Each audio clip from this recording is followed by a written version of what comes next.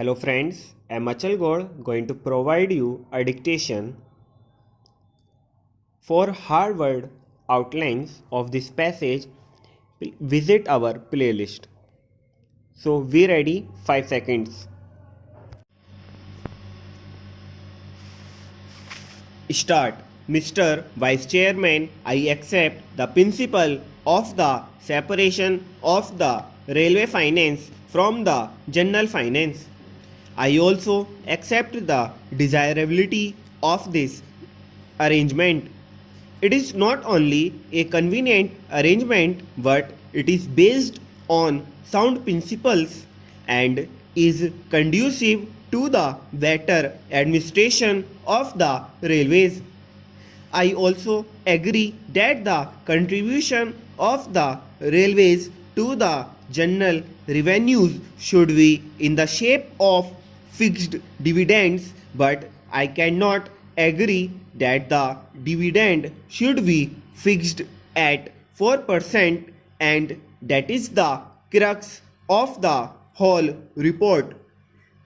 As a matter of fact, the committee was instituted only to go into that matter whether the dividend payable at the present time, that is 4%, was reasonable or not, and whether this arrangement should continue. When I say that I do not agree to the rate of dividend, I wish to submit that enough material has not been placed in our hands to judge whether the dividend which is being fixed is fixed on some sound basis or not. The committee has not examined certain vital matters concerning the administration of the railways, and what I find is that the whole arrangement is very superficial.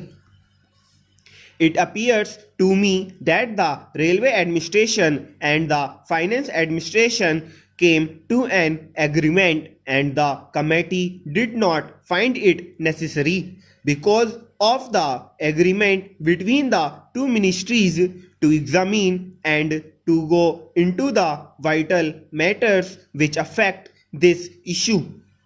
It is not clear how this dividend, if fixed at 4%, is going to react on the working of the railways and particularly on the future development of the railways and also on the present structure of the fares and freights.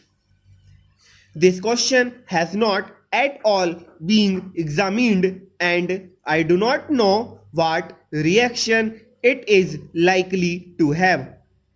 These are very vital matters, and I think that they need a thorough examination before we can come to correct conclusion in this matter. As we know, there is a pressing demand for reduction in the railway fares, particularly for third class passengers. This demand has been made on the floor of this house, and I think there is great justification behind this demand, and more particularly now when we find that the prices of agricultural goods have gone down. We will have to take into consideration the question whether the rural population, who will get much lesser return for their products now, will be able to pay the same fares and freights. I also wish to draw your attention to the fact that the Federation of Indian Chambers of Commerce had submitted a memorandum to the Honorable the Railway Minister asking him for an examination and revision of the freight structure.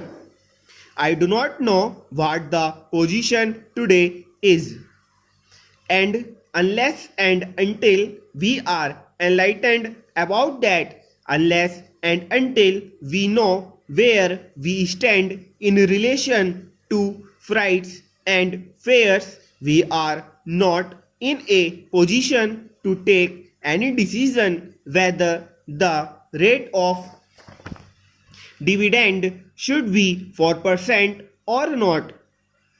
I should like to ask the Honorable the Railway Minister whether, in view of this strong demand made by the pupil through their representatives in both the Houses of Parliament and in view of the changing economy with which we are faced, he can give us an assurance that he will be able to discharge his obligations and responsibilities and commitments, that he will be able to pay a dividend of 4% and yet he will be able to reduce the freight and fare rates.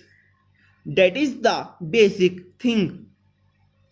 Another important factor which has to be taken into consideration is the development schemes.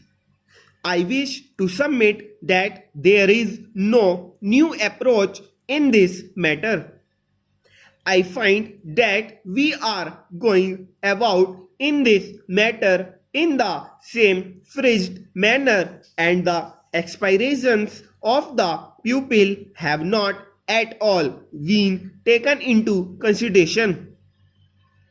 The Honorable Railway Minister will remember that during the budget speeches made on the floor of this House as well as in the other House, there have been incessant demands for the development of the railways.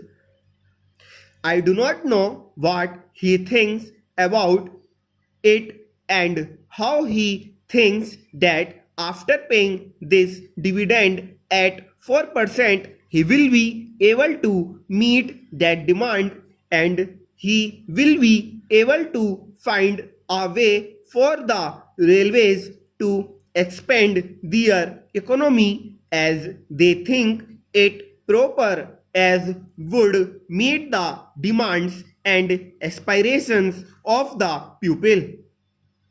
In this connection, I wish to invite your particular attention to the facts.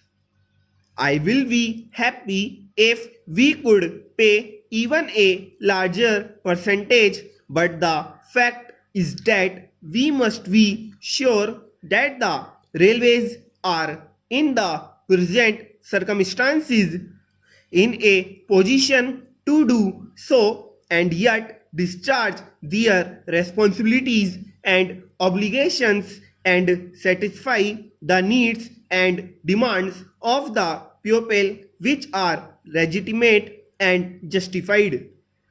Now, when we fix the dividend at 4%, what happens is that we also fix that of those projects which are to be considered as remunerative at 5%, because the railways want a margin of 1%. What actually happens is that when we fix it at such a high level because of this percentage, we find that not many new projects are really taken up, and we have been very seriously disappointed in this matter. I therefore think that in the present circumstances, the railways cannot afford to pay a dividend of 4%. May I ask the Railway Minister whether it is not a fact that even he has not been able to contribute fully, or even he will fall short by about rupees 60 crores in his contribution towards the plan. Out of the rupees 400 crores that the railways have to contribute, I find from his speech that they are faced with a net shortfall of about rupees 62 crores. Stop.